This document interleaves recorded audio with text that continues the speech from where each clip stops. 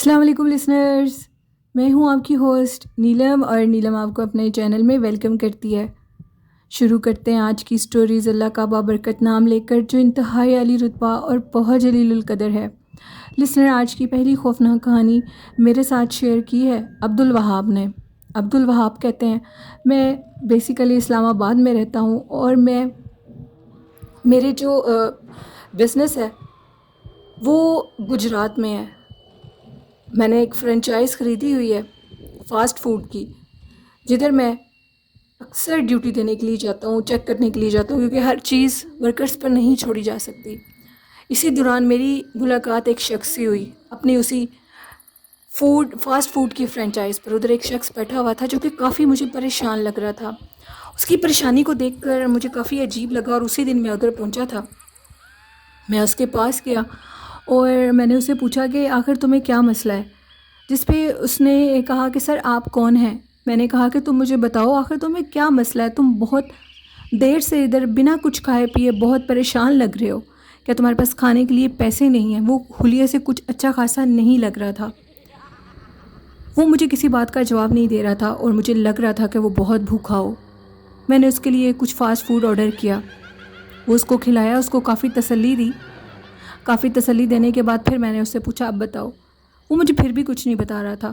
میں نے اپنے اسی فرنچائز کے سب سے اوپر والا روم جو اپنے رہنے کے لیے سیٹ کیا ہوا ہے ادھر اس کو لے گیا۔ پتہ نہیں کیوں میرے دل میں اس کے لیے عجیب سی ایک ہمدردی آ گئی تھی۔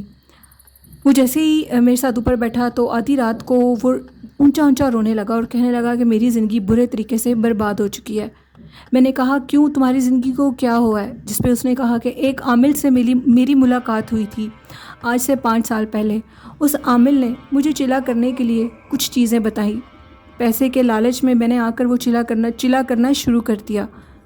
وہ چلا مجھ سے مکمل نہیں ہوا، اور اس چلے کی جو مخلوق ہے وہ میرے پیچھے پڑ چکی ہے۔ میں نے کہا کہ کیا مخلوق ہے؟ جس پہ اس نے کہا کہ وہ ایک دیو صفت مخلوق ہے جو کہ اتنی بھیانک اور اتنا اثر رکھتی ہے کہ آپ سوچ بھی نہیں سکتے۔ میں نے اس کو کہا کہ آخر ہوا کیا؟ اس نے کہا کہ جب میں نے یہ چلا ختم کرنے کے دن آ چکے تھے تو تب پتہ نہیں کیا ہوا کیا نہیں ہوا، اس چلے کے درمیان میں بے ہوش ہو گیا، اور جب میں ہوش میں آیا تو میری جو حالت تھی وہ اس طرح تھی کہ جیسے مجھے کسی نے مار کر کسی جنگل میں پھینک دیا ہو۔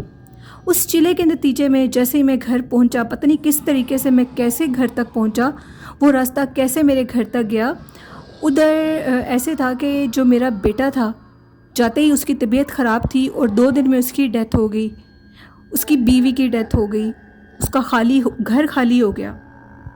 اب وہ اس قدر پریشان تھا کہ آخر یہ سب کچھ کیا ہو رہا ہے۔ وہ شخص کہتا ہے کہ میں دوبارہ اسی عامل کے پاس گیا اور کہا کہ تم نے مجھے کس عذاب میں ڈال دیا ہے، جس پہ اس نے کہا کہ میں تمہاری کوئی مدد نہیں کر سکتا، اب تمہیں اس چلے کو دوبارہ سے مکمل کرنا ہوگا۔ میں نے دوبارہ سے اس چلے کو مکمل کرنا چاہا تو دوبارہ سے میرا وہ چلا مکمل نہیں ہو سکا، اور اب وہ چیز میرے پیچھے پیچھے ہے اور مجھے یہ کہتی ہے کہ میں تمہاری جان لے لوں گی۔ وہ مخلوق انتہائی بھیانک ہے، وہ مختلف روپ لے کر میرے سامنے آتی ہے۔ میں نے کئی جگہوں سے بہت سے تعویذات لیے، بہت سے دم کروائے، لیکن اس مخلوق کو کوئی قابو نہیں کر سکا۔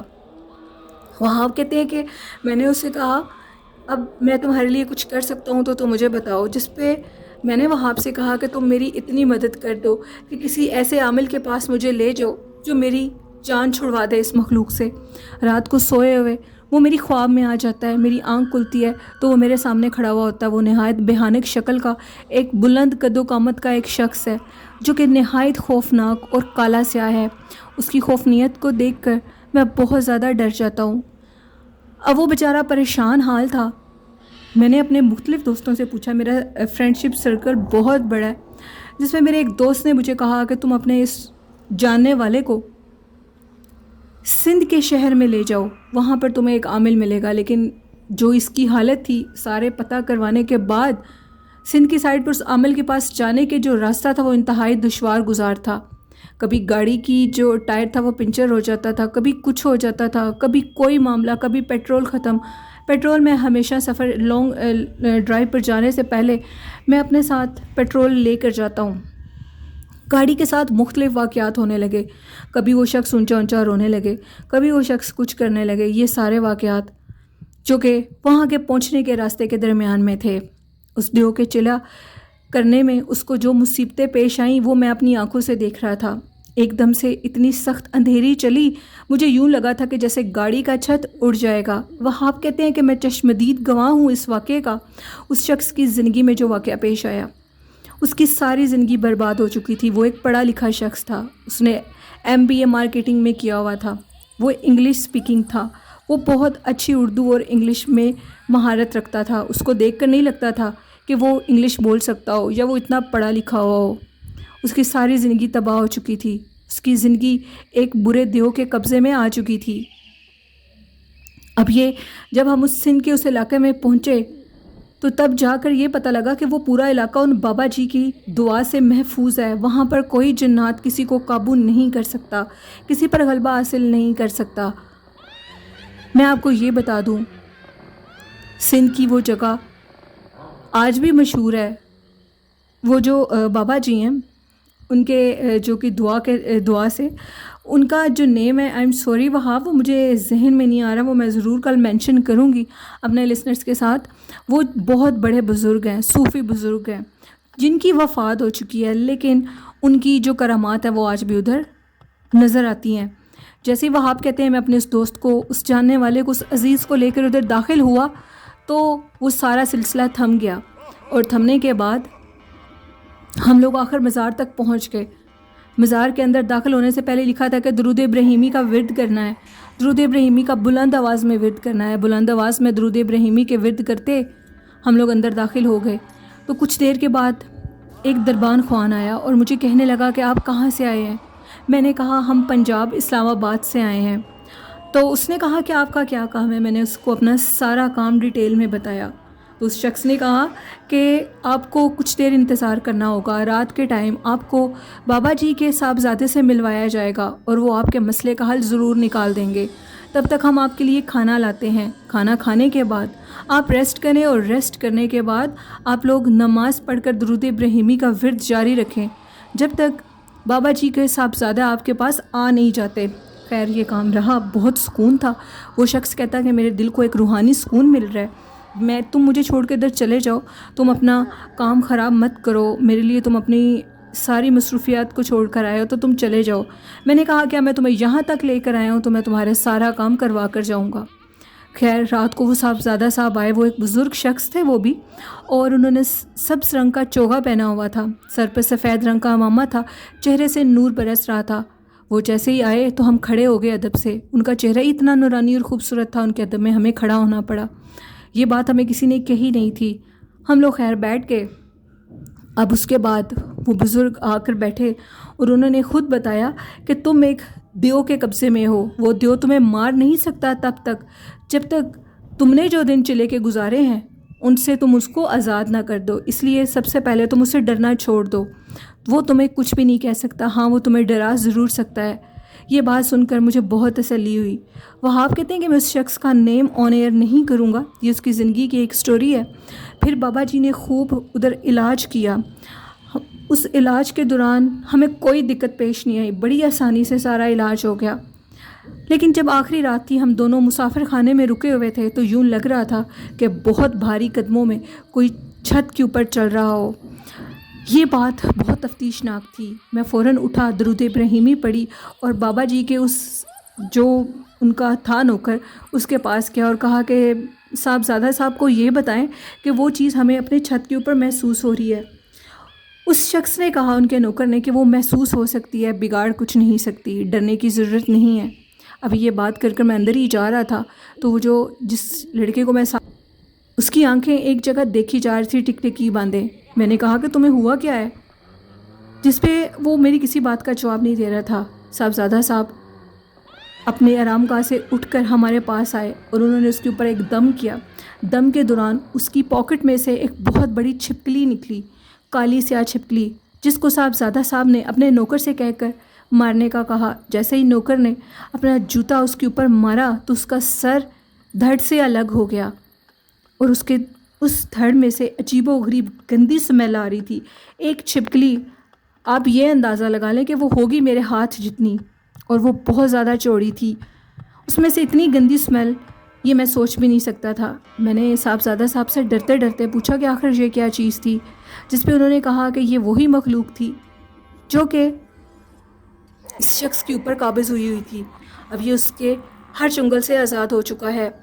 میرے اس دوست نے یہ بھی صاحبزادہ صاحب کو بتایا کہ میرے گھر میں عجیب و غریب جانور آ جاتے تھے، کبھی رات کے 12 بجے ایک چڑیا کو اڑ کے آ جانا، کبھی رات کے 12-1 بجے کوے کی آواز میرے گھر میں سے آنی، اور عجیب و غریب حشرات دیواروں پر چلتے ہوئے نظر آتے تھے۔ بابا جی نے کہا کہ وہ سب کچھ اسی مخلوق کے ہتھ کنڈے تھے، وہ تمہیں ڈرانا چاہتا تھا، ہر طریقے سے تمہیں بھسلانا چاہتا تھا کہ تم خوف کے مارے خود ہی خودکشی کر لو، کیونکہ وہ تمہیں مار نہیں سکتا تھا، وہ تمہارے کنٹرول میں کسی حد تک آ چکا تھا۔